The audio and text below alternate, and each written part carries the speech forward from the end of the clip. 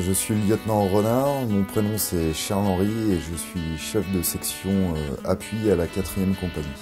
Une préparation militaire, c'est faire découvrir à des jeunes civils qui viennent de différents milieux, en gros ce qu'est le métier militaire, leur faire découvrir toutes nos activités sportives, le terrain, le combat, le tir, et essayer de leur faire apprécier pour qu'ils puissent après faire leur choix sur leur future vocation dans le métier des armes.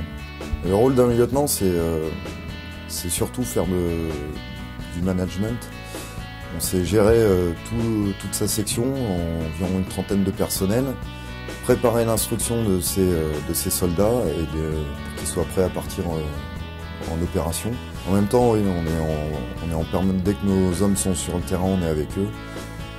On dort sur le terrain avec eux, on fait les mêmes activités qu'eux. Le lieutenant reste le moins possible enfermé dans son bureau à faire de la paperasse. De toute façon, c'est généralement des activités qu'il n'aime pas trop. On a vraiment cette vocation d'exemple à donner. On n'est pas forcément le meilleur partout, on ne peut pas l'être. On a toujours des soldats qui sont meilleurs que nous dans certains domaines. Mais on se doit de toujours être à la hauteur et de se donner toujours à fond pour qu'ils puissent nous suivre à tout moment. J'ai pas vu énormément de différence en fait, à part le fait que mes soldats sont formés depuis quelques temps. Là, j'ai été agréablement surpris. En une semaine, on a réussi à leur faire apprendre certaines choses, avoir certains réflexes que pour des classes à des jeunes engagés, on met 2-3 mois à leur faire apprendre. Là, en une semaine, ils ont accumulé un certain nombre de connaissances, ils ont réussi à les appliquer, et c'était vraiment très étonnant de voir tout se faire aussi rapidement. Oui, on a identifié quelques personnes qui seraient très intéressantes pour un futur contrat. On leur a signalé, bien sûr, à part, on leur a dit qu'ils devraient bien réfléchir, qu'ils étaient faits pour le métier des armes. Et on en a aussi identifié qui, eux, ne sont pas du tout faits pour ça et feraient une énorme erreur en s'engageant dans les années qui viennent. Un bon soldat, je pense, endurant, attentif, l'esprit va énormément compter, il faut être dans une bonne mentalité. Accepter toutes les contraintes du métier militaire et puis donner sans compter à l'institution.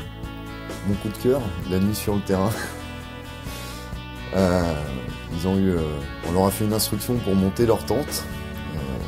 Le temps était pas encore trop pourri, il pleuvait pas encore, donc ils ont monté leur tente.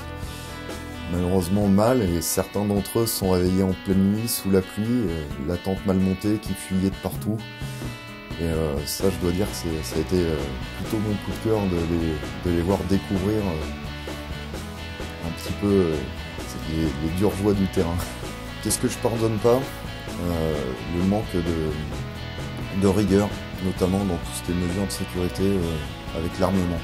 Je me suis engagé en 98 comme sous-officier dans l'artillerie. J'ai été détecté comme ayant le potentiel officier par mes chefs.